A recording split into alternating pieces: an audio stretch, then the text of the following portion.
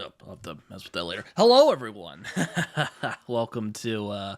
Well, it's not Britain's Hangout Hour. I'm always tempted to say that, as when I do these types of things, but no, this is not Britain's Hangout Hour. I'm here though with Jay from A Contemplative Reader. How you doing, Jay? Maybe we're I'm kind of doing talking. great, thanks. Maybe we're kind of Yes. talking a little bit before this, but for those Yeah, who no don't know, how problem. you doing? I'm doing well. It's a beautiful February day here in the northern Great Plains, which is kind of strange, but I'll take it. Yeah, no, it's actually pretty nice out here in Oklahoma too. So it's been kind of odd last couple weeks. There was the snowpocalypse which was kind of funny. As that was going on, that's when I actually started my reread. We're actually talking about a comic today, a graphic novel, whatever you want to call it. Blankets by Craig Thompson. This is my copy.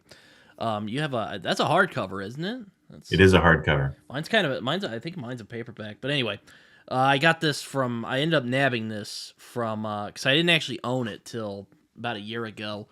Because I kind of borrowed it and I read it for the first time. But anyway, I have a nice little note on on my copy. It's for Tyler. So whoever Tyler is, for the chance that a Tyler type, if this Tyler watches this, I got your copy of the book.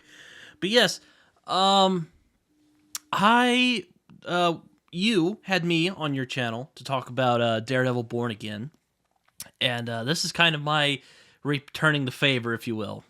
So yeah, we're talking about Blankets today by Craig Thompson. It's written and illustrated by him, and I was really curious about reading this with you, mainly because I know you're a pastor, and I was curious what you would make of it. Um, I mean, it's how do I describe this? This comic is like a autobiography slash love story slash kind of grappling with themes of religion, but there are religious themes in this, which is why I wanted to hear your thoughts on it. As someone who is a part of clergy, especially. Right, right. There I are, I didn't know if you were gonna roll your eyes a little bit at some of the depictions of fundamentalist Christianity, or if you were kind of gonna go like, "Oh, this are like," or I don't know, but I don't want to speak for you, but I was curious what you would react to, how you would react to I this mean, book. my overall, the book is just a beautiful story Mm-hmm. of a young man growing up in Wisconsin, and falls in love, has typical teenage angst moments. It really shows, I mean, through some really wonderful flashbacks, what it was like as a young kid with his little brother. The heart of the story is when he's a teenager going to church camp, going to school, falling in love, and then at the end, he's a young adult. But so it's really beautifully told. The artwork is very heavy into symbolism, which I Mm-hmm. appreciated. A lot of times there are pages where there are no words, but you know exactly what's going on, what's being portrayed through the story. So I was very impressed. And it's black and white. There's Yeah, no it's colors in it, which yeah. is I think leads helps actually with the stark imagery of the story. In the northern climate, a lot of it is dealing with winter and snow. So I appreciated all of that. Having said all that, there are parts of the story that just made me sad. Mm, And the biggest part, setting aside the interpersonal dramas and the love story and all of that unfolded, what really made me sad was the effect that that type of belief system can have on an individual, on a mm-hmm. family dynamic, on a relationship is portrayed here with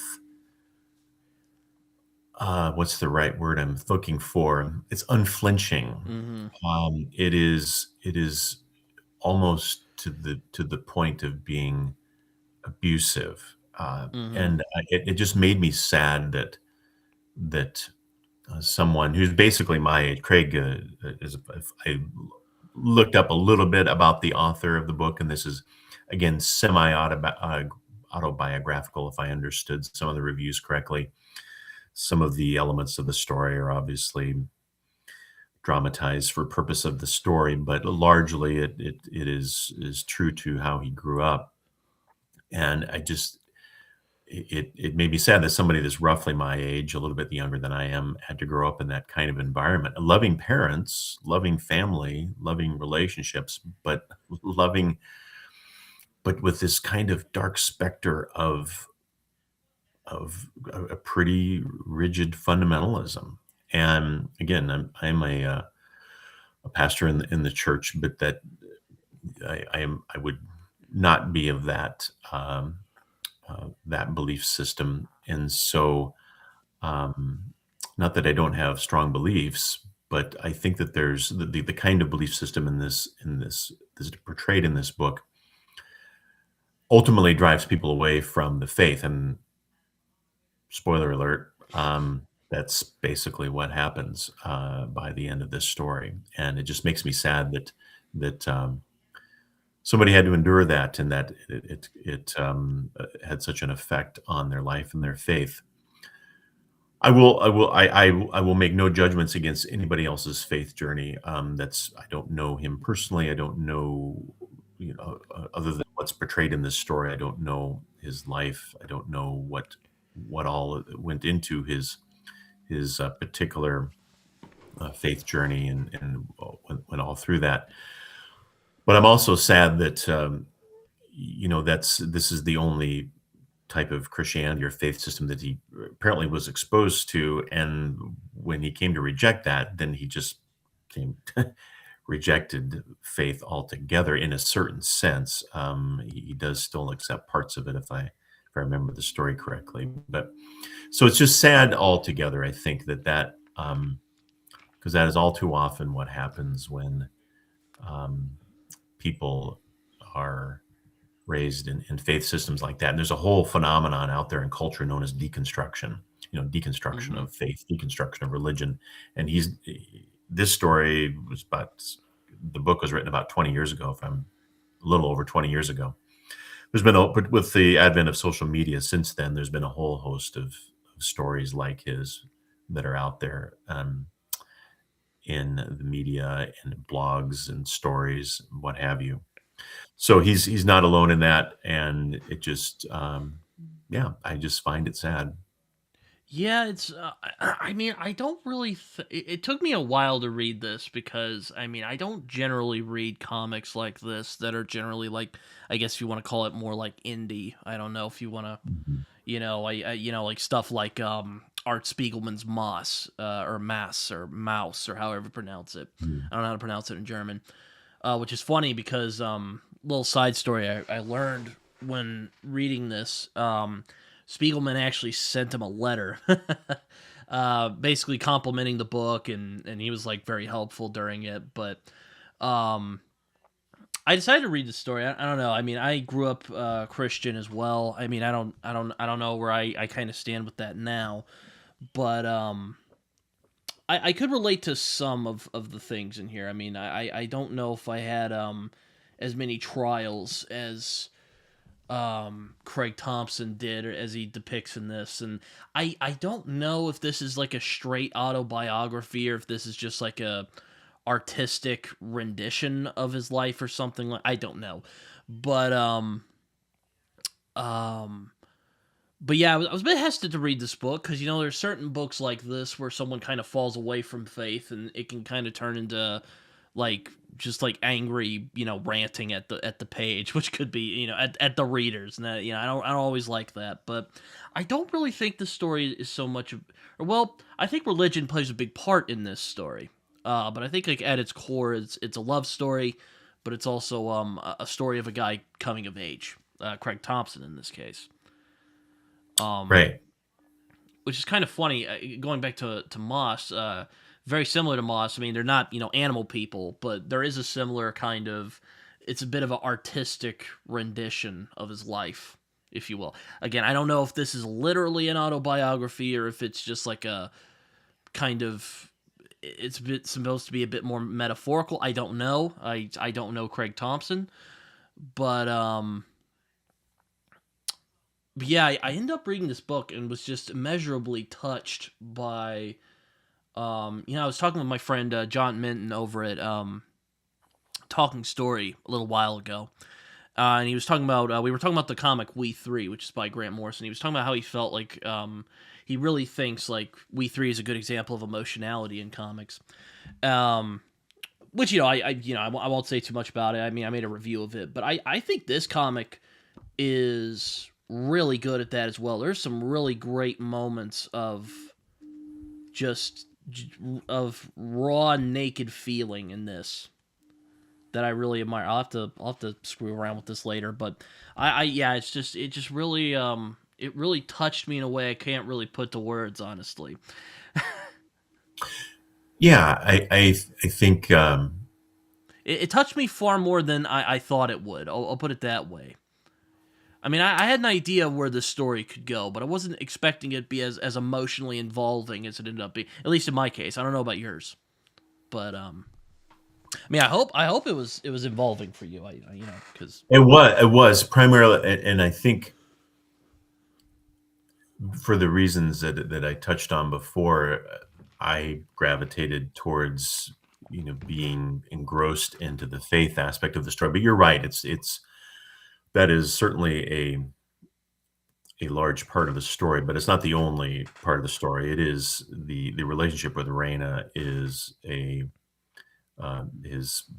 young woman he fell in love with at church camp and then maintained this long distance relationship with over a period of time was really beautifully told. And I can it's been a while since I've been a teenager, a few decades, you know, but my heart really kind of went out to I can just really empathize with his description of, again, since I'm roughly his age, just a tad bit older, but I can when he was drawing pictures of him at a party and kind of being the wallflower at the side of the room, and waiting for anybody to talk to him, much less a girl, and finally finding a little group that he'd hang out with.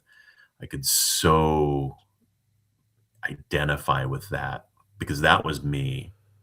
Unfortunately, I did not grow up in a fundamentalist household. Grew up in a strong family of faith. My mother's been a Lutheran church organist for 60 plus years. oh wow, Yeah, yeah. So I grew up in the church and the yeah, organ same. loft. Like I didn't grow up in like a fundamentalist church or anything Yeah, like that. yeah. I grew up in like non-denominational. I don't know if you know what Life Church is. I've heard of it. Yep. Craig Rochelle. So, It's very big yeah. out here in Oklahoma because that's where we all live.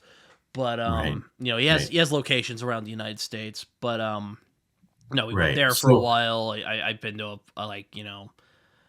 but it's not like uh, but I didn't have like negative experiences. But I could definitely understand some of the like legalism that has definitely happened to me where people get kind of like I have seen some of the more like reactionary elements of certain mhm. like Christians I've In- met in my life. to be fair, legalism and reactionary thinking can occur in any belief Oh, system, sure. I'm not whether trying it's to. yeah. I mean, because I've seen it in my own tradition, which would not identify as rigid fundamentalism, but it's still there can still be um, that sort of legalism. But to just, if I could finish my point, Oh, sorry. the I yeah, no, interrupt. that's fine. So I didn't have the baggage, being the wallflower kid who just hoped one day that to fall in love, find somebody to talk to and fall in love. I didn't have the religious baggage that went along with that with him, which was, again, he does it so well in depicting those kinds of feelings just through his drawing. I mean, Mm-hmm. I can't emphasize how impressed I am with how he could convey the story with so few words. There are words in here, obviously dialogue and Yeah. things, but there's no it's it's amazing what he could do. And I could just, my heart went out to him when he was in these scenes where he was being bullied, was being rejected.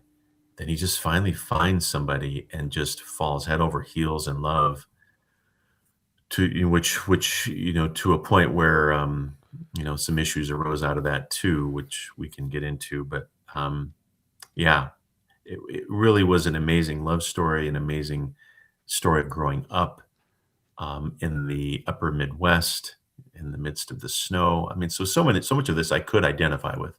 Um, so I really did appreciate it from all of that perspective. Yeah, I mean, I'm trying to find some like I really like. I mean, the art style I wouldn't say is like generally something I would gravitate to normally, but I do think it's very effective. You said earlier there's kind of starkness to it. Um, I'm trying to find. I really like the moments where he just kind of lets the panels do.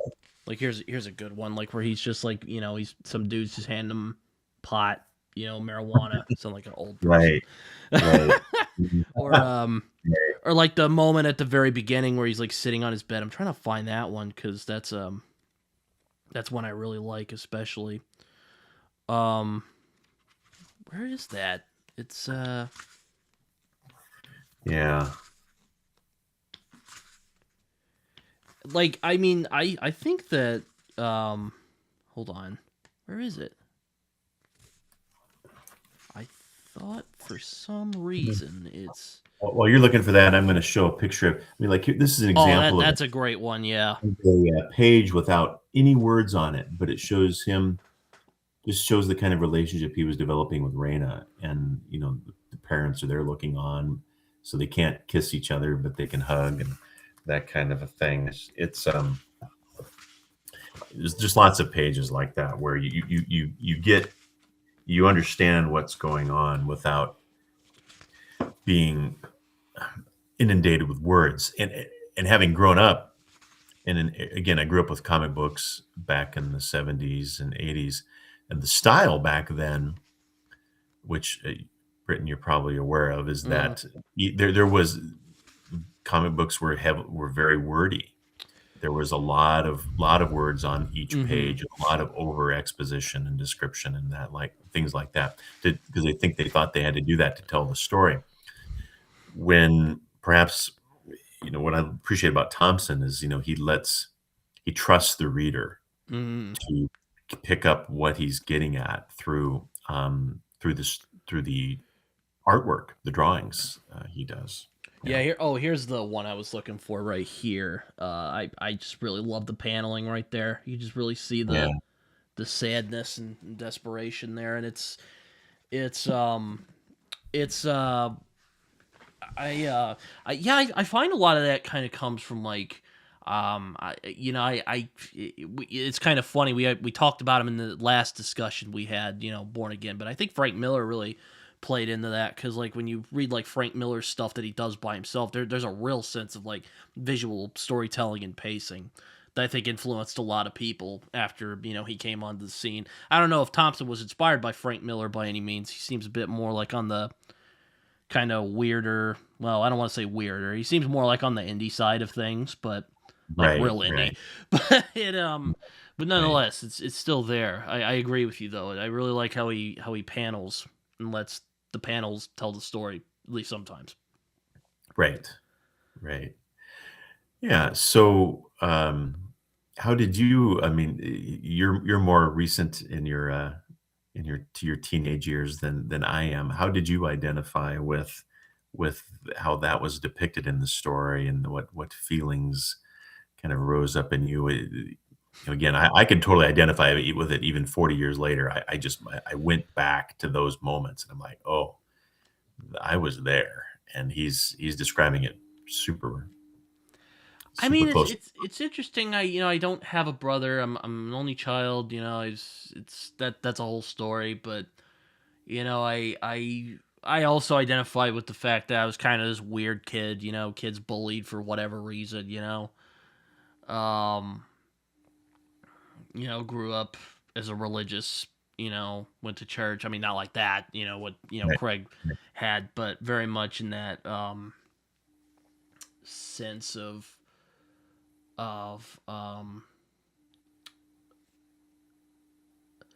I mean, I'm kind of like you. I really identify with that sense of kind of feeling like you don't really belong anywhere. I guess, which you get that sense from Craig and some of the other people in the story. But I especially really enjoyed the how he depicts falling in love for the very first time. I really thought that was really beautifully done. Right. Because I mean, I was a teenager about 10 years ago now, which is insane. But like I remember, I remember how it felt. Um, Yeah, I think when you're a young boy, young man, whatever, it's hard to describe how totally your mindset, at least for me, and it sounded like for him too, just becomes just engrossed by that. It's all you can think about. Um, yeah, which makes it so when the success or failure of a relationship can be so impacting. So whether it's from a rapturous sentiment or to the point of being just heartbreaking, traumatic. yeah, I think what really got me with this story is just, and I'll talk about this later as just kind of something I noticed on a reread of this book.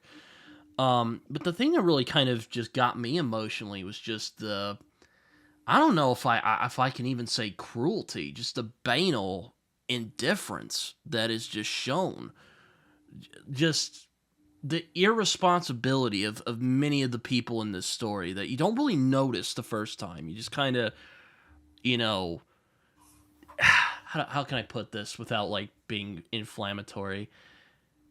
It's it was kind of galling reading this and just seeing like his parents in particular. Like they're not like bad people. They're not abusive. They're not like they don't like hit him or anything, but they just act completely oblivious to the emotional damage that they cause to their children, rather it be intentional or not. And you see that with Raina's family as well. You kind of get the sense that one of the kind of motifs or themes, if you want to call it, it's like the adults don't really know what to do just as much as the kids don't know what to do. And I don't know if you felt that way when reading it, but that's kind of the vibe I got from it. I totally got that in with Raina's parents who were in the midst of this divorce, which wasn't really a yeah. In my former, just for your people watching this Oh yeah, you were a who lawyer. I was, and so the one remaining, I'm mostly retired from the practice of law. Again, I'm the pastor of two small churches at this point. The one remaining part of law I do practice in is I'm a divorce mediator. I show up and I'm the neutral in the middle that tries to get husband and wife or the two parties to not to reconcile at that point. It's too late for that in most cases, but I'm really there to just help them solve their legal issues so they don't have to go to court. And so I've seen hundreds of family law cases over the years, and this another thing this book does so effectively well is portray what that process looks like for the individuals involved.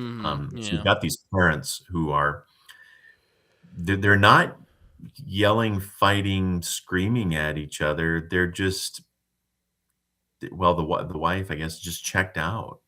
Yeah, The it's kind husband. of ironic, like they're trying, like they Mhm. say earlier, like they're trying not to like damage the kids by having this like nasty divorce or whatever happened, but even the way they're doing it is still kind of affecting them Right. just in ways they didn't intend.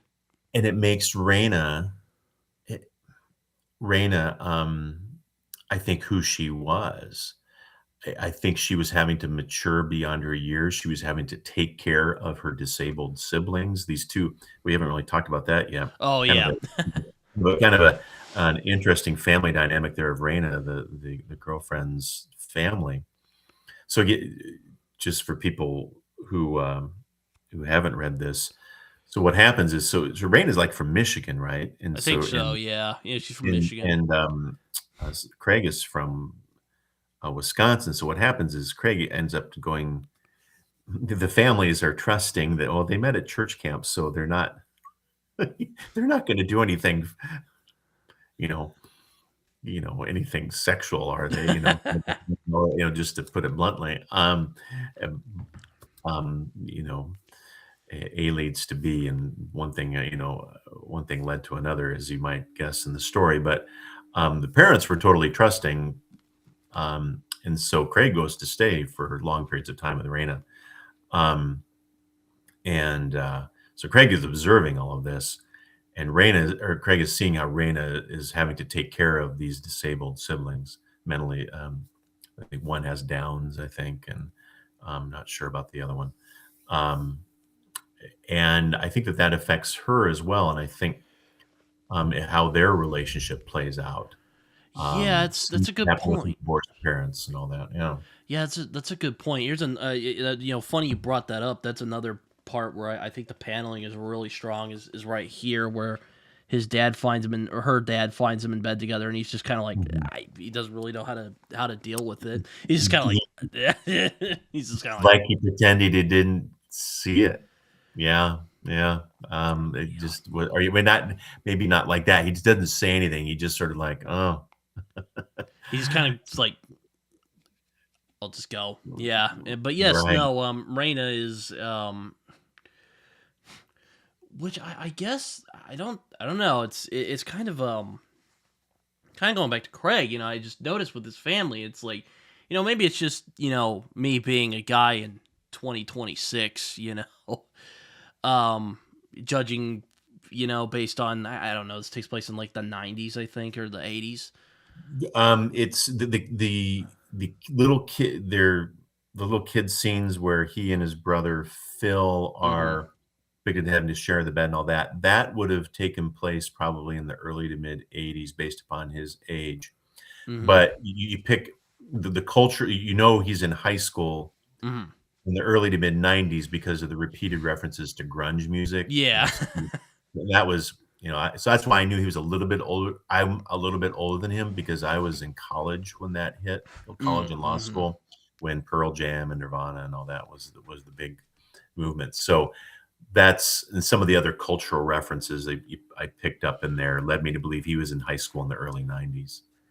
Yeah, but I don't know if it's necessarily it's not like they're cruel. Again, it's just there's just this banality to it where it's just like I don't know the word for it, but they're just like Banality is perfect. It's I just mean an almost banality is, but I don't know what it's a banality of. I can't really say it's like evil or anything. It seems like a bit of a just stretch there, but I think or even maybe I don't know, maybe cruelty is too strong a word. I don't know.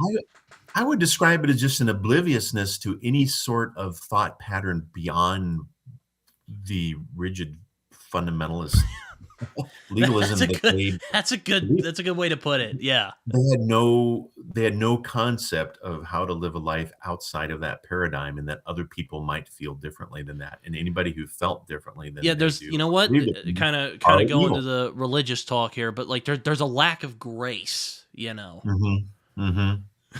I Yeah, remember lack of reading this again. I'm like, God, I don't think once they talk about like grace. They're always, which is a common mhm. mistake I've noticed a lot of people of many faiths make. It's like, oh, if we work hard enough, we can, please God. And, if you read the Bible, and again, I'm very much used to a Christian. That's what I grew Yeah. up with. There's the sense of redemption through grace. I don't understand how people I mean, people here I am. See, I'm falling into that trap because I'm sounding almost legalistic fundamentalist from my perspective and what I'm about to say. But say I don't understand it's difficult for me to conceptualize how somebody could read the parable of the prodigal son Hmm. and have a belief system like as that is depicted in this book, where uh, again the story of the prodigal son, one of probably the most famous parable in the Gospels, where the son runs off, blows through his inheritance, blows through everything, lives dissolute living as described in the scriptures, but it comes back and the father just welcomes him with open arms. And the elder brother complains about it, and the father says, I love you too, and you're always there for me. But now this son, who was lost has now been found, which is where the hymn Amazing Grace comes from, Hmm. that line in that hymn. And it's grace. It's exactly what you just said. It's grace and the opportunity for redemption without the kind of you know yeah, but do this or you're the fires of hell will are at your doorstep kind of a thing. Yeah. Yeah, I mean, yeah, it's just that part always, or at least, I read, which I guess is why it got me when I read it the first time. I read it in, I think, 2021, because I have it listed on my Goodreads. So I was 20 when I first read it. So I was a bit closer to that age, and I was like, oh, now there are a bit of moments where he's like, oh, what's all this, stuff with the Bible here? And, where I kind of roll my eyes, because I remember when I was 15 and kind of questioning everything. But yeah, I'll cut him some grace there. Yeah. Yeah. Yeah. And we were that's we were all we were all angsty teens questioning things once. we're all been there, done that. But yeah, so it's hard for me to judge. I mean, I'm not going to judge I mean, the parents' behavior and belief system and the effect that had makes me sad, Mm. but I'm not really in a position to judge them either because I just don't.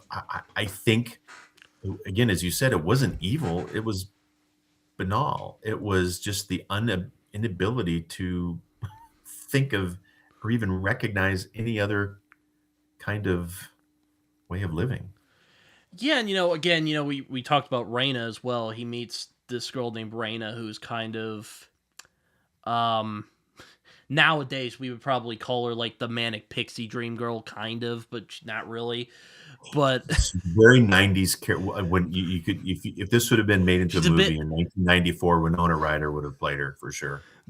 she's kind of like more of a free spirit, and Craig is like, oh, what's this? He's all Mhm. um he's very enamored by her, but he kind of ends up figuring out, oh, she's a person, she has her flaws too, which I know is not like, it's probably not a profound revelation, but it's interesting how he um there is a deep sympathy for a lot of all the characters in this book, I think. I had not thought of this until what you were just saying. Again, I'm not gonna psychoanalyze Craig, because I'm not qualified to do that, but, I will say this just from a point of conjecture. Reina, for him,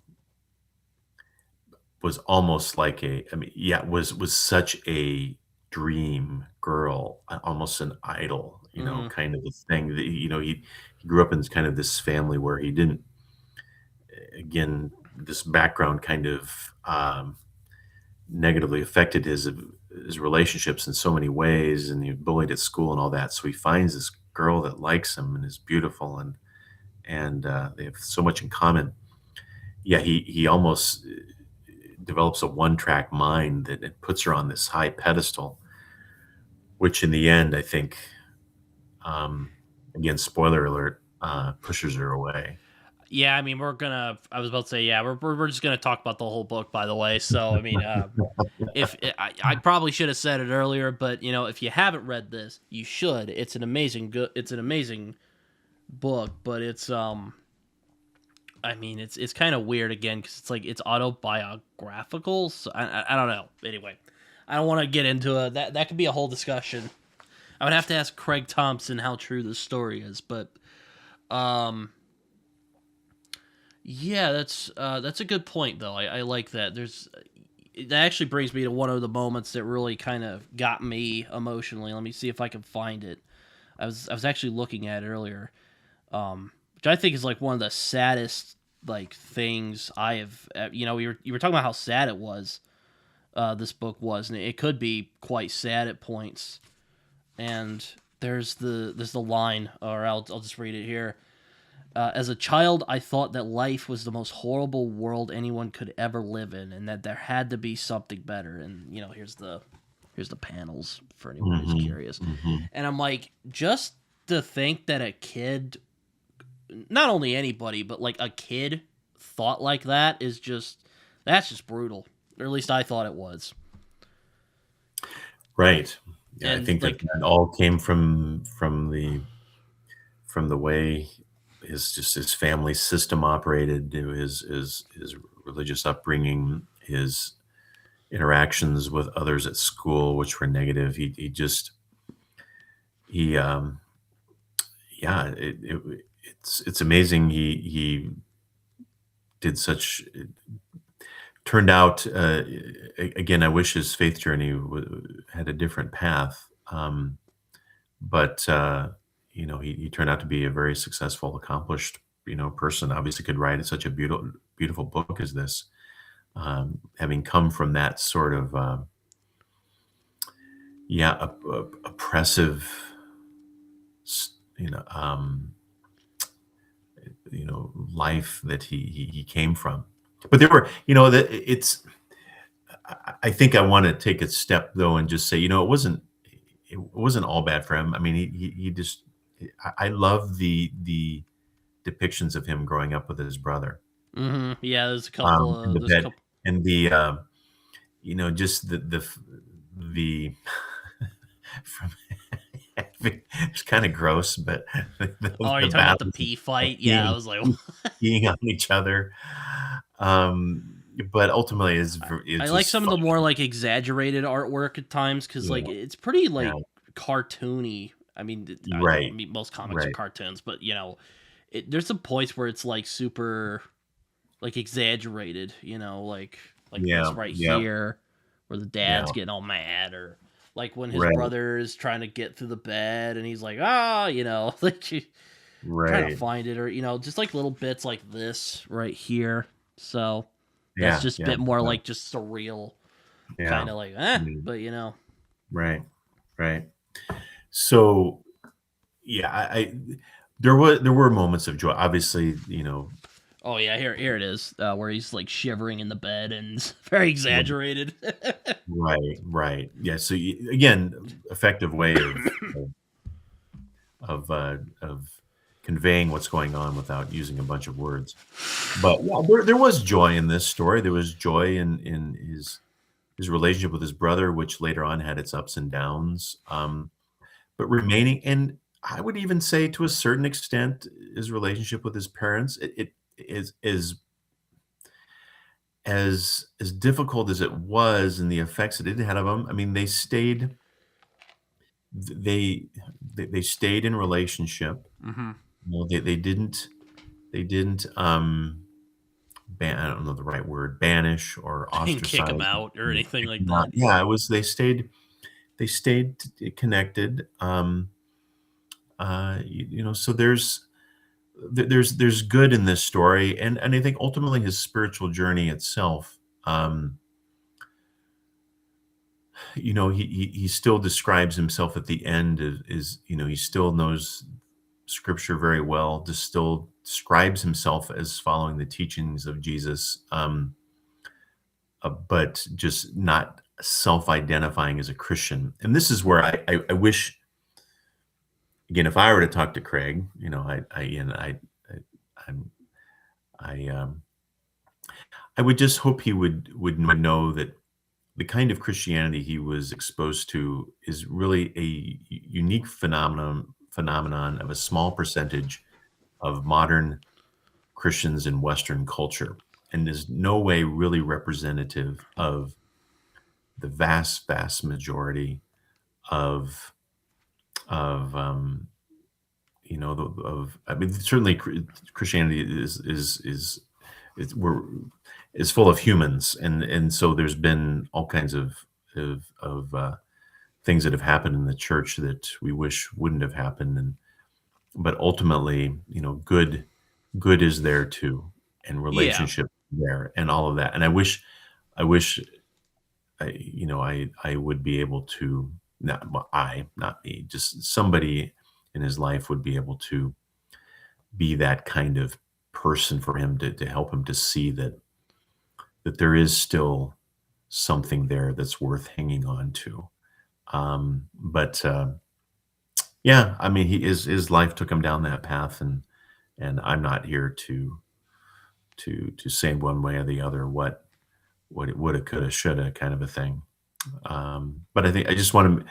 I'm hoping that readers of this story who aren't don't have a real faith background don't take this as being, well, this is representative of what it's like to grow up as a Christian. It's, I mean, I, again, I could identify with his story growing up in many ways.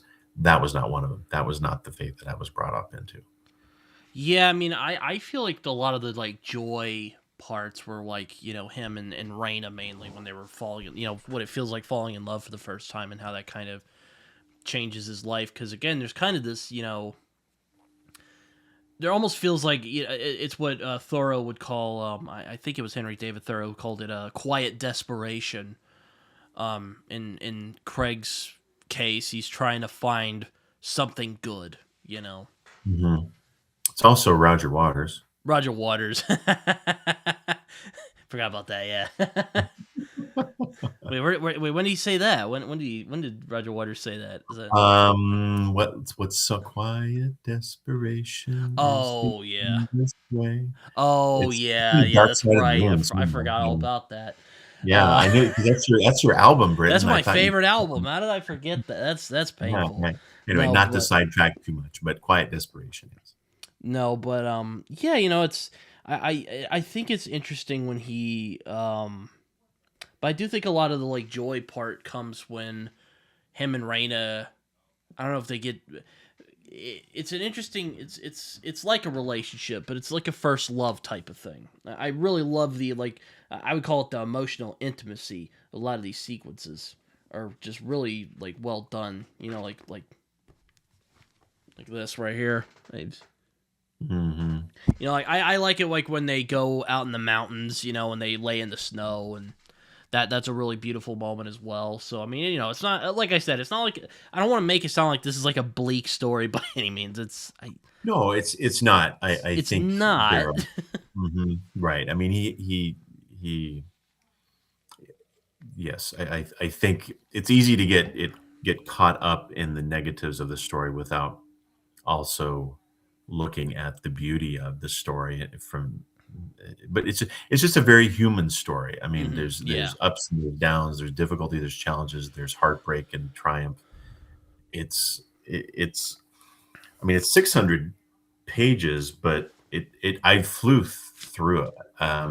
It Yeah, I just didn't remember just take being me I that long mean, to read it. this was partially because I was very enraptured in the story, but yeah, I Mhm. mean, I read it a bit slower this time. I read like a couple chapters a day because I wanted to kind of. Well, for one, I didn't want to like speed through it, and then you're like, "Oh, I just started," and it would have been kind of awkward there. But I also wanted to kind of read this more carefully this time, and see what Right, like little details or stuff I would find this time. Um, there were a couple right. things like I didn't notice the whole kind of that theme of like your parents, the adults, whatever you want to call them, are kind of as lost as the main characters in the story. Like I especially see that with Raina's parents. The other like big like emotional moment for me is when it's a real I don't want to say it's a nothing moment, but it's a real small moment, and it's her dad. And I don't know if I want to go through it and find it, but it's when her dad just turns around and goes, "Well, for whatever it's worth, tell your mom I said, I hope everything's well," or something like that. Very, paraphrasing here. Mhm. And he just walks out, and it's like really, like it's very inconsequential to the story, but I that just hit me like a brick again when I read it again. That line also stood out to me. It just again, I thought he so effectively portrayed what the reality of a separation and divorce looks like in a lot of cases. It's not a lot of It's a lot of times it's not a lot of drama. It's just two people who still care about each other, but have just checked out. Yeah, it's interesting. We were talking about divorce earlier, and it kind of reminds me. I don't want to get too personal here, but it reminds me of something my mom told me once because her her parents, my grandparents, they divorced. Funnily enough, in the '80s, but anyway, they've been divorced for a long before I showed up. Um, but I mean, they're still civil to this day, and whatever. It wasn't like a bad divorce or anything. And it was actually it was kind of funny because I remember my grandmother telling me it's like your grandfather and I we just decided here you take this, I'll take that. We'll go to the people, we'll tell them, and that was it. And that was it. But there's my mom to this day will tell me it's still hard dealing with that, even though it wasn't like a traumatic divorce or anything like that. Right. Yeah, particularly because there were children and grandchildren, that relationship isn't totally severed because you still have to.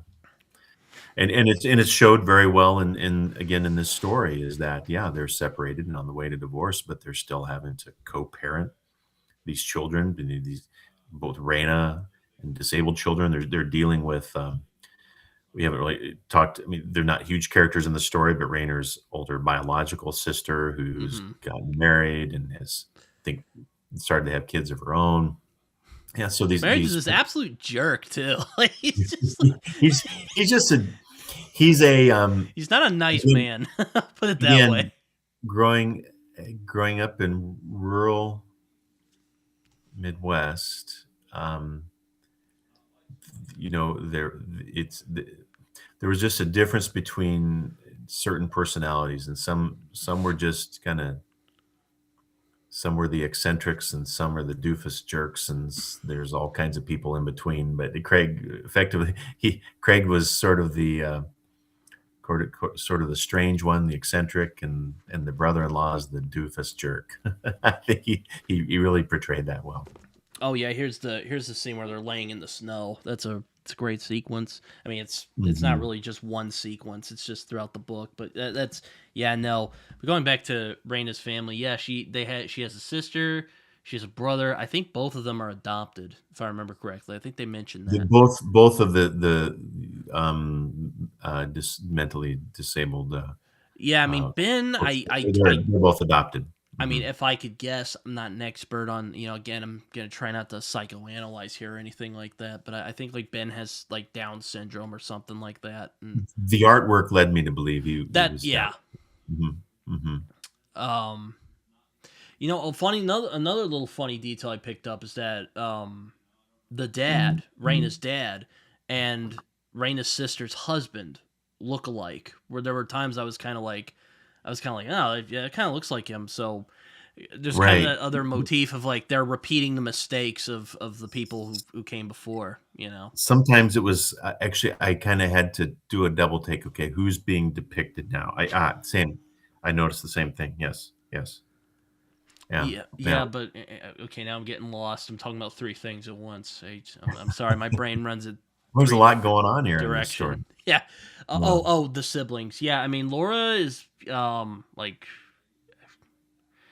mentally disabled. I don't want to use the R word because I mean that's not like a nice thing to say, and that's not really something people say much anymore. But you know, Right. Yep. um, Clearly some cognitive disability, yes. yeah, Mhm. like she's 19 if I remember correctly, but she's like she has like the mind of like a 6-year-old or whatever. Right. Right. Um, and yeah, that's also really well done. I really like the kind of connection that she and Craig make in the story. It's yeah, that's kind of a fun aspect of it too, is that how, Craig really becomes so in what's the right word? Becomes part of the family almost, of Raina's family. He's there for such long periods of time, gets to know them so well. Um, Again, they're put in separate bedrooms, but things happen with teenagers, sometimes. But uh, yeah, it was fun to see the way that unfolded in the story. Yeah, and it's I mean, there's even references to the Bible that are kind of split through this. There's verses that are shown, and Mhm. he even recalls stories from the Bible, like the man. Well, it's two stories really. There's the lady who had the bleeding problem, and Right. she Yeah. touched him, and Jesus is like, "Who touched me?" And disciples are like, "There's dozens of people here. What do you mean? There's a bunch of people touching." He's like, "Well, yeah, but I felt like power go out of me. Who was it?" Right. Right. Um, Right.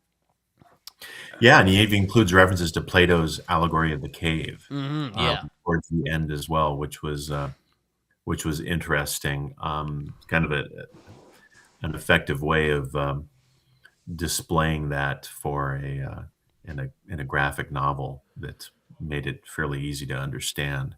Uh, yeah, so there was yes, and then that was then led to some of these insights that Craig, as a young adult, tells his. I believe it's in a conversation with his brother Phil, who's mm, also a young adult by that point, about his.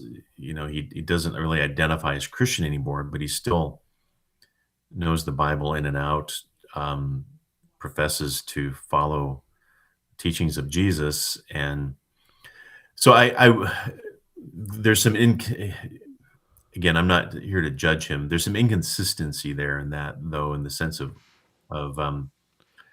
well, if you follow the teaching of Jesus, but you don't identify as a Christian, so what does that make you then? I don't know, because that's kind of one to of be the fair, most I don't basic. know if Craig knows either by the end of the story, but Again, because I think the fundamentalist mindset so warps your ability to, it's almost like it becomes such an all or nothing prospect that my mental it's was it Jenga? Is that the game where yeah, you put the house and you pull one thing out of it and just the whole thing falls down.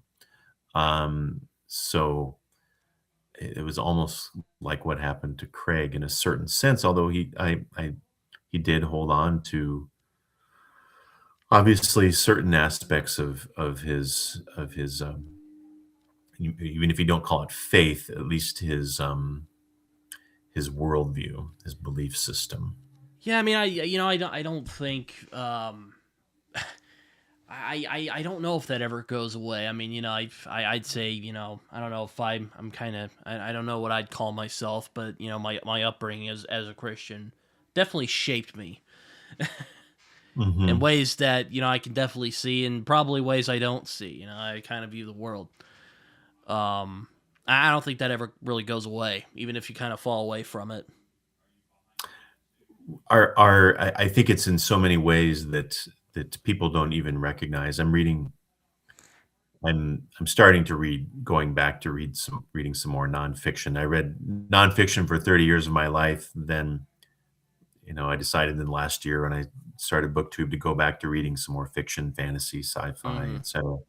Um, I'm reading a history book called Dominion by Tom Holland, which is a Oh, I've heard of that history guy. of Not the. I know it's history. not the actor. I know Not that's. not Spider-Man, no, not Spider-Man did not write it. No, But it's I know about you're talking about. I've seen interviews with them.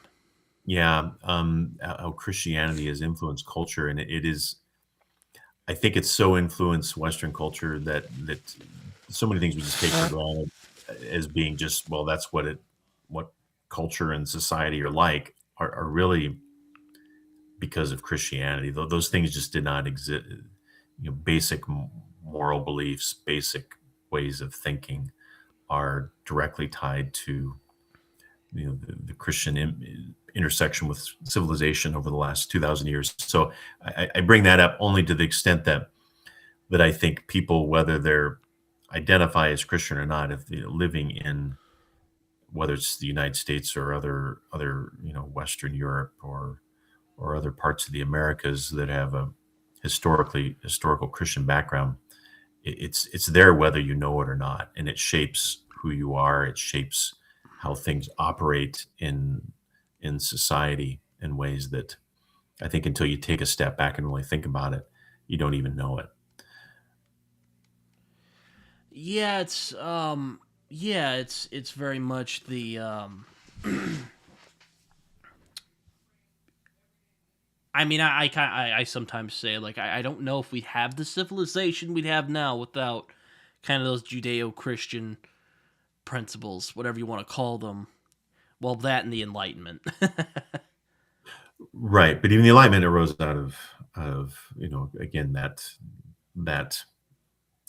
that structure, that worldview Hmm. of Western civilization. So yeah, you're right though. Exactly.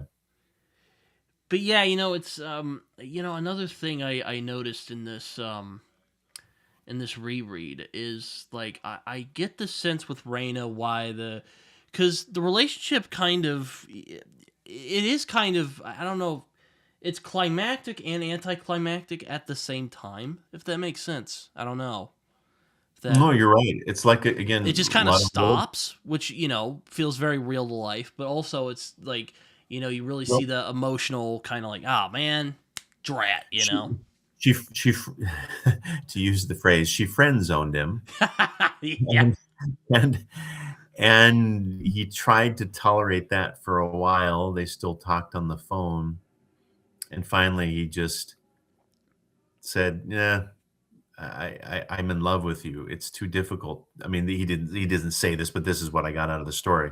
Is I'm madly in love with you. I don't want to just talk to you as in the friend zone. It's too difficult to have that kind of a relationship. We're either lovers or we're not.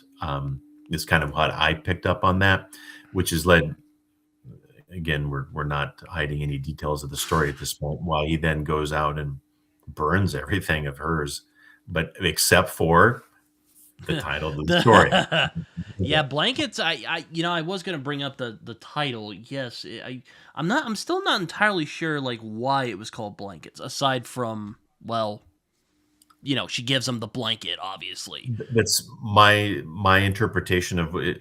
It just that's the one remaining symbol of lost love and relationship that he maintained and he kept with him, was the blanket.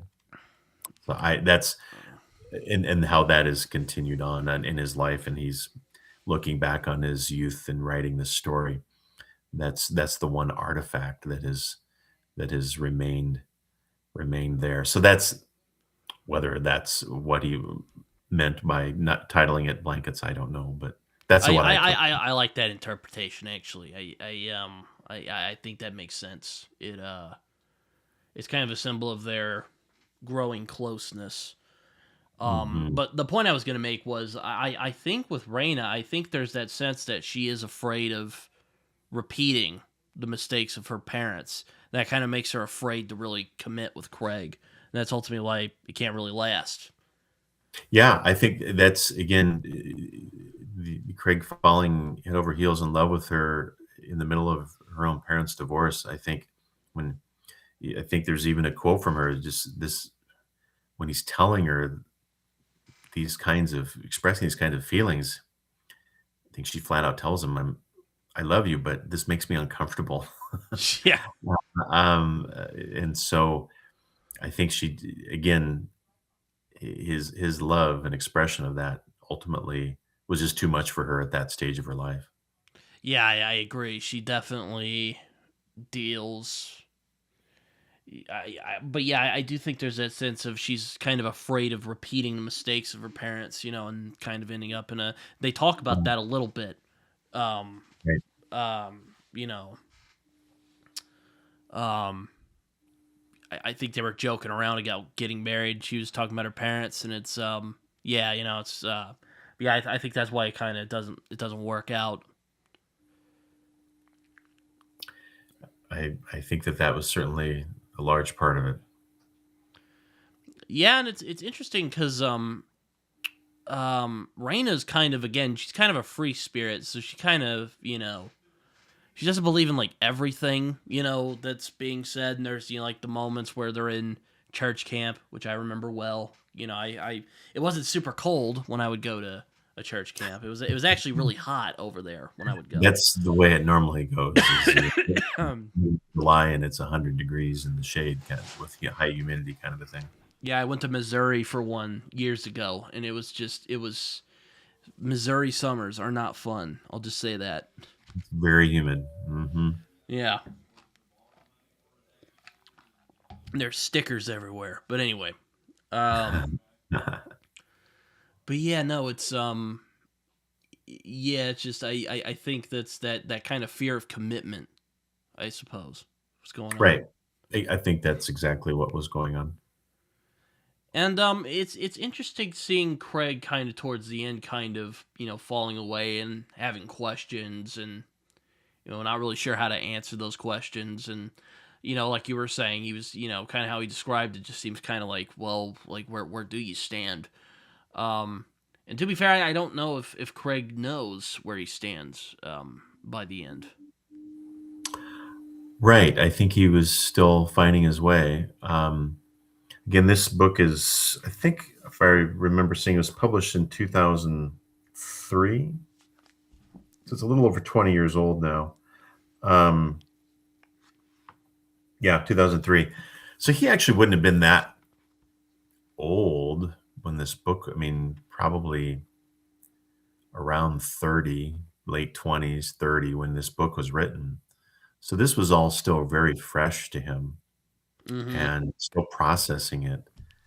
Um, and for me, I mean, I can tell you for me personally, some things. I mean, I'm at age 55. I'm still processing things and trying to figure out what life is about and faith and all of those things. But yeah, it really, every decade brings a new perspective and a new way of looking at things. And so it'd be interesting, if you were to ever write a sequel to this, what where did he end up? That would be interesting. He's still out there writing, I presume. Yeah, no, he actually put out a book not too long ago. It was about planting. I can't remember the name of it. Maybe if I, am editing this later. I mean, there's not really much to edit because it's been pretty clean conversation so far. But I'll see if I can. It's like Gay Sing something, but it's about planting. It's not really much about like his experiences. But there's another book he did. I think it's called like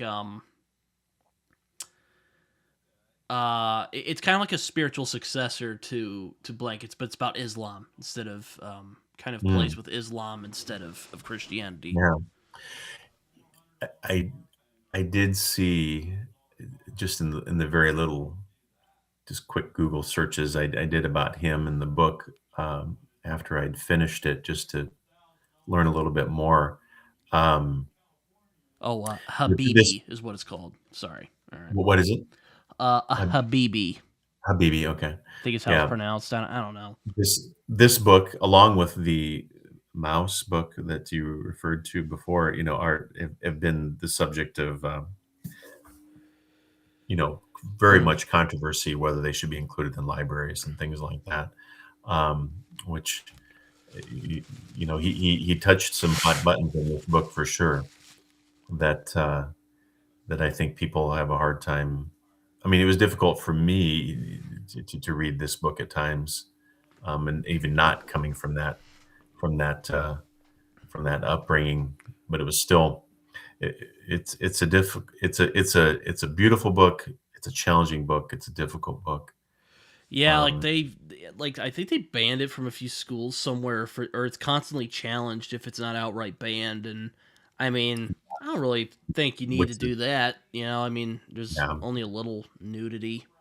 mean certainly, yeah. I mean somebody in an upper, I wouldn't wouldn't give it to a middle schooler to read or even a freshman, but certainly a senior in high school, I think could um, yeah. There's nothing in there that would be, I think that would be be out of bounds for that. So right, I think that was just sort of a knee jerk reaction to some of the themes of the book and how they're portrayed. Yeah, it's I mean, there's nothing in here that's particularly offensive. I guess like the only kind of offensive thing is the slight nudity, and there's that one part with the babysitter, which like that's another instance of just like That was again, just weird. Yeah. I there are some implications. I'm like, oh, But once again, just banal. I don't know what to call it. Just irresponsibility. I guess that's what really kind of made me sad slash irritated. Like the Right. parents. I know things were different back in the '80s, but like parents should have done They weren't something. that What? different. What?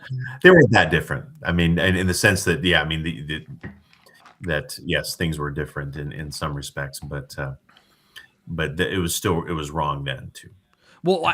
I know, like, Mhm. that type of thing. I'm trying not to. Again, I don't want to get kicked off of YouTube here, but Mhm.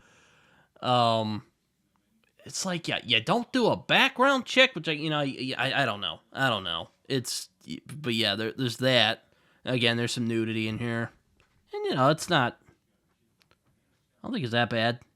But anyway, No, I think there's any number of books and graphic novels that are 10 times more explicit than this one. yeah, no, it's just a very yeah, it's just a really it's just a really beautiful book. I think I just really love this book a lot, and it still held up for me on my second read, so that was nice. I'm That's glad it good. wasn't just like a fluke, like, oh, I liked it then, but now I mean, there are some flaws in it, I'm sure, but I'm not. But I think his story is very beautifully told. Yeah, I totally agree. Totally agree. And I like how it ends. It kind of ends on I think an optimistic note. It did. I think he is out there walking in the again in the snow. Mm-hmm. He's recognizing that his life has meaning. He's he's got, as difficult as his relationships with his family are, they're still intact. One of the last scenes there is this kind of the family dinner with his brother and parents. Um, so it's life is difficult, but we play we play with the hand that we're dealt, and he's doing it, and he's making it the best of it he can. Yeah, it's like you said earlier. It's a very human story. It's not really, it's not like trying to. I mean, there are themes in this. I think there are messages in this, but I um I just think there's a I think it's just a beautifully crafted story of like growing up and kind of figuring out who you're gonna be. Right, right. That I personally latched on to, as someone who, you know, I guess I'm still growing up. I don't know. Do you ever have a moment where you're just like, I'm grown up now? Like, Uh, I. not for me. I mean, Well, okay, but yeah. I'm still yeah. One day you do kind of wake up though and go like, okay, where did the last however many years of my life go? But yeah, you're just you're hitting the age where life became real for me, where I graduated from law school and had a kid, and yeah, life changed. I also like this moment with his parents because there's also the like, I was kind of reaming on them earlier for kind of just kind of the obliviousness they've shown, but I do like this moment where they're kind of at an equilibrium, Hmm. if you want to call it that, where they're kind of just coming together, Right, and another they're like effective saying he's way proud. of how the artwork told the story. Hmm. Yeah, but I'm like, I'm curious. I mean, I don't, again, I don't know if this story is really about religion. Though I do think religion plays a big part in this story. But like, what did you think of the religious elements of the story? Did you think they were well done, or were there some things you kind of rolled your eyes at? I mean, I don't know. Well, again, it was his experience, and Well, yeah, so I didn't. I probably I'm should have I'm said not that differently. I'm not in a position to to say that, I mean, some parts of it, I mean, like the Sunday school teacher and what the Sunday school teacher was saying, that just seems so foreign to me in terms of how I, grew up in the faith, and the way the faith was. I mean, just such a fear-based system of ingraining of teaching the faith. Um, that Yeah, I have no doubt if those kinds of things are still out there, and that's how he was taught growing up. It's just difficult for me to fathom. But I mean, certainly there's passages of scripture which are, there are, gloom and doom, hellfire and brimstone passages of scripture, but they're always tempered with, again, do you use your word you brought up before, grace. Hmm. And this was all hellfire, no grace. Um, Yeah, there's a lot of what my grandmother would have called back in the day hellfire and brimstone kind of yeah, preaching, you know. that's right. And and again, I'm not in a position to say that that doesn't exist out there. You know, Obviously good one for him another thing and I most. related to is like when I would, I'd sometimes ask like I don't know, maybe a pastor or someone I respected at a church I went to. I'm going like, well, what about this? Like, how do you like how can you reconcile that? And they kind of give you like a kind of a cliched, answer, and you're just kind of dissatisfied with it. I understood that quite a bit because Yeah. Well, I think the pastor in the story that Craig interacts with periodically, it was interesting how, as Craig starts asking questions and expresses some difficulty with what he'd been taught there, in that fashion, the legalistic fashion and literal interpretations of certain passages of scripture. And the pastor basically just blows it off and says, "Well, I still think you'd make a good pastor. You just need to go to Bible school and to seminary, and they'll work that yeah, out there's of that you." one moment towards the end where they're like, "Oh, this is Yeah. why you would be perfect for the pastor." And I'm just, I'm like, "Oh yeah, I remember having conversations like that." Yeah, and I thought that was, again, yeah, almost a, I hope you haven't done that, Jay. I don't think so. You seem, you're a very thoughtful guy for the most part. yeah, I think my my manner of shepherding, because that's what the word pastor means, is related to the concept of being a shepherd, is not leading people by beating them over the head with a stick or blowing off their questions, but to wrestle. It's one of my favorite passages from the Bible is Jacob wrestling with the divine stranger by the river Jabbok, but back in Genesis. Mm. It's, the concept of wrestling with the divine is part of the human experience. And the Psalms, the the poet in the poetic book of the Bible portray that so well. There's moments of anguish and lament and crying out to God, but then there's also praise. It's just this life is back and forth. It's a metaphorical dying, and it's a metaphor, but there's a rising again. And so, um, yeah, I think the the the way of teaching the faith would not be how I that is Not how depicted. you would do it. It's not how I would do it. That's pretty fair to say. Yes. No, one of the things I like towards the end is when he one of the verses he points out towards the end is Luke 17:20 to 21, and I'll just read it real quick if you don't mind. Mhm. But it's coming of the kingdom of God, and it says, "Once having been asked by the Pharisees when the kingdom of God would come, Jesus replied, 'The kingdom of God does not come visibly, nor will people say, here it is or there it is, because the kingdom of God is within you.'" Or a Mhm. little annotation there, or among, basically. Right. Right. Yeah, that's an interesting passage, and some people, what people have done with that. But I think what Craig is doing is that he's he never uses the phrase in the book. It's an epitome of he's taking that to mean I'm personally spiritual. I'm not religious. Hmm. The church the church is abusive. The church is rigid. The church does this and that, and that's why I'm rejecting that aspect of it. But I'm maintaining my my personal belief that the God is within me and following teachings of Jesus and that.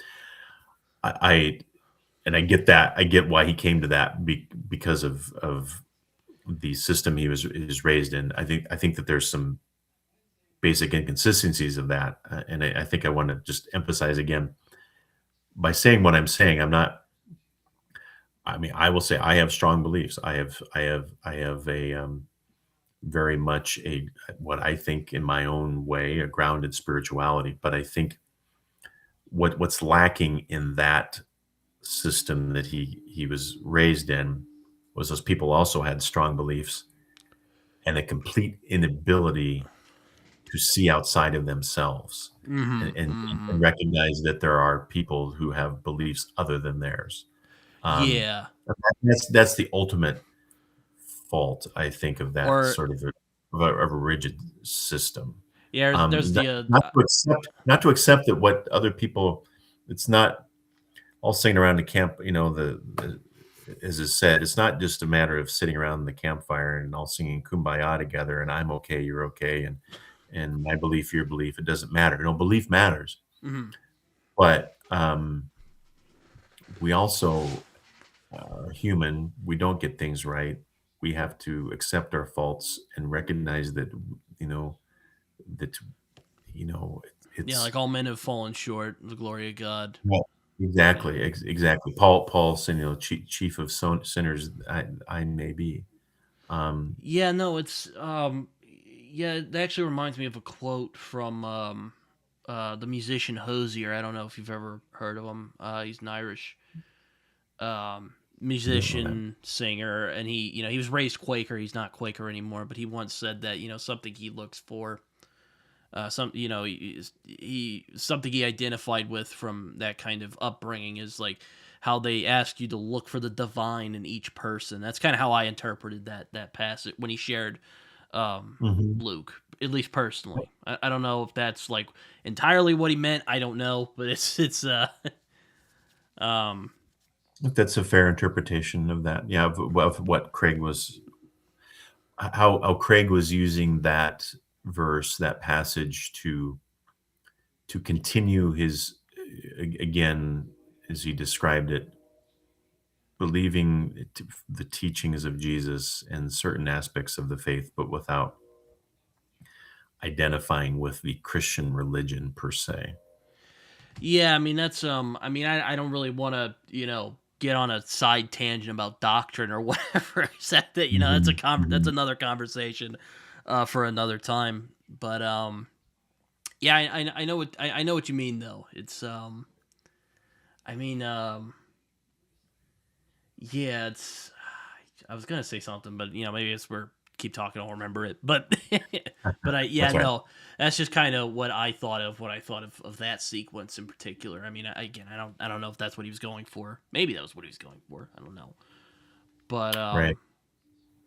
I mean, I agree with you. I don't think all of Christianity is like that, but it's all have fallen short of God. All men have fallen short, glory of God. That's something I believe. You know. Yeah, yeah. And I think just in my own journey, I think it's why I've sought out more of the contemplative aspect of the faith, and I think there's a stereotype of the nuns with the rulers who, Yeah, in the or Catholic whacking a school, hand or something. wiping the hands and all that, and that did happen. I've heard stories, but my experience going on retreats and monasteries and experiencing the spiritual life in a place of is like that is is the monks and the sisters that I've known have all expressed such a deep humility Mm-hmm. that, again, they have a very strong faith. They've given up their whole life to I mean, Christ, yeah, that's and I mean, you kind of Mhm. have to. Yeah, their whole life revolves around prayer and, what goes along with that. But they don't, if somebody comes to them questioning, judging, they don't judge in return. They just accept it with humility and just present their witness, in a loving, grace-filled way. That's been my experience. That's Yeah, I mean, sorry that others have not experienced that. I remember what I was gonna say now. Another thing I kind of related to. There's that one moment where he talks to that guy towards the end. Let me see if I can find it. It's kind of that. This guy, the real tubby guy right there.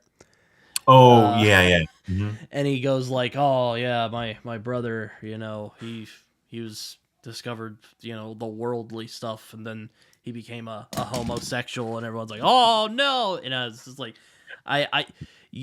generally my experiences with Christianity have been pretty positive for the most part. Like I don't have a lot of negative experiences, but I have seen that, not like that, but I have seen things like that, especially from like older people.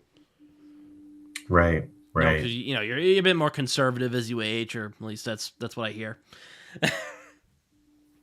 And in some ways, yeah. I mean, I think everybody's everybody's everybody's path is a Everyone little gets bit. pearl clutchy about something. I That's a good way to put it. Whether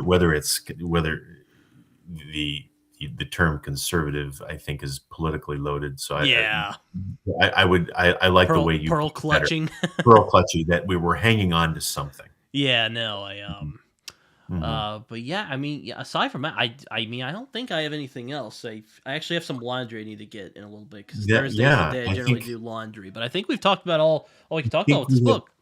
covered the book pretty exhaustively. I'm hoping people out there who have read it will get something out of our discussion, and people who haven't read it will motivate them to read it and come to their own conclusions. Yeah, I mean, it's a really good book. I think it's really. I think anybody could read it. I think especially if you're young, you'll get something out of it. Because I know I read it when I was, quite young. But Jay here. See, I hope you really enjoyed Blankets. It sounds like you I did. did. You got a lot out of it. I did. It made me think and made me realize that, the way that, Oh yeah, now yeah, oh go yeah, ahead. I should get this out of the way. I don't I was gonna say this, but I don't really read this book as like a critique of Christianity or anything. I think it's more of like a story of a guy finding his path. That's what I was gonna say Right. earlier. Yep. I would absolutely agree with that. It's not like one of those like it's not like a like a polemic or anything. Where he's like, this is why this Right. is bad and sucks and don't do this. Right. Right. Which is, and again, it goes back to my point. He remained in relationship with his parents and his family, and with, I mean, he's not saying they're bad people. He's not No. judging them. It's just his path took a different route. Anyway, but yeah, no, I think that's it. Thank you, Jay, for Yeah, thank you. coming I on appreciate this. I had not heard of this book until you recommended it to me, so I'm glad that you recommended it and read it and had a chance to chat with you about it. I mean, I'm sure we'll talk about other things in the future. Actually, We will. there's one thing I hope we'll do at some point in You, next several months, but I was going to, yep. When we log off, I want to talk with you about that for a second. all right. Well, I mean that's yeah. Again, that's really all I have to say about Blankets. I think it's a really great book. Um, I generally don't care for the term graphic novel. I think it's a term people use when they're kind of embarrassed to say they read comics. But I do think this book. I don't. I'm not like super stingy about it. I think this can count as a graphic novel because it's one story, so it's one. I mean, I don't know if these are in issues, but it's a standalone story. It's not like an ongoing series or anything like that. So yeah, there you go. Point taken. I don't wish to be puritanical about such things, if you know what I mean. Wink, Right. wink. Anyway, thank you again, Jay, for coming on and talking with me Yeah. about this book. I'm glad you enjoyed it. You know, I was kind of, I didn't want to like pester you and go like, oh, so what do you think of the book? I didn't want to do that. I wanted you to experience it. So I'm glad you enjoyed it, though. I'm glad you Yeah. got a Thank lot you. out of it. I did. I did. Thank you. But anyway, if you have any, before I always end these things, if you have any social media, feel free to share it if you want. So again, my channel on YouTube, A Contemplative Reader.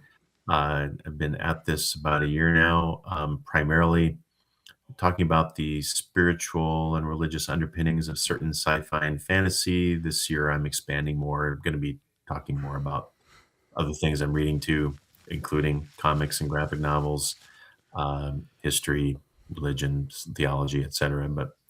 But yeah, I enjoy this booktube space and getting to know good people like you. Oh, well, thank you. I appreciate that. I mean, I'm on social media. I'm on Twitter just from pure stubbornness at this point. Goodreads and Letterboxd. You can find me on Instagram and Blue Sky, all that fun stuff. But yeah, I don't really have much else to say. I think you all should read Blankets if you haven't already. And again, thank you, Jay, for coming on. This was fun. Yeah, We should do this again. thanks. Absolutely. All right.